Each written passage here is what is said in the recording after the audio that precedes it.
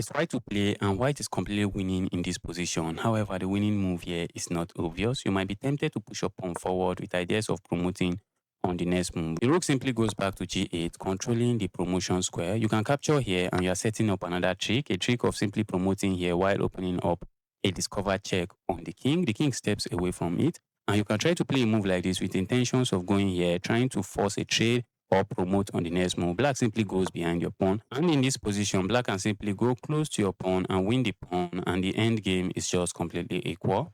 You can also try to play a move like this with ideas that if your opponent captures here and you recapture, your pawn is just running and the king is just not on time to stop your pawn from promoting. However, black is not going to capture your rook. Instead, they simply go back this way and they are just going to go back here and stop your pawn from promoting.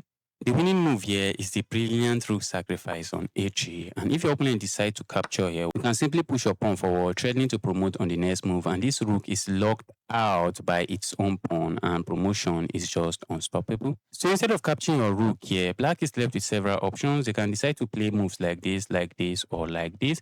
If they decide to go here, well, you simply give a check here, force the king to move into this file, and when the king moves here, then you come back here with a check, and the king can move anywhere, but you capture here, forcing the king here, and when you push your pawn forward now, there's just no stopping the pawn from promoting. If black instead decide to play rook to g7, well, you come in here with a check. If they go in front of their rook, well, you simply come back here with a check and simply capture the rook. So they go behind the rook. In this position, you sacrifice your rook on g3. If black tries to move their king away, well, you simply trade the rooks, and after you trade the rooks, your pawn is just running. And if they decide to capture here, well, you push your pawn forward, and in this position, black king is in the way of the rook, as the rook would love to go back here to stop this pawn from promoting, but the rook can't do that. And in this position, you're going to promote to a queen, and you'll be left with a completely winning position. So what if black decide to go to g6 with ideas of going behind your pawn when you push your pawn forward? Well, you simply push the pawn forward, and now they can go behind the pawn. You simply capture here. Now you are trying to push the pawn forward, and that will be a discovered check on the king, and you just come back and win the rook on the next move, and black is left with no good moves.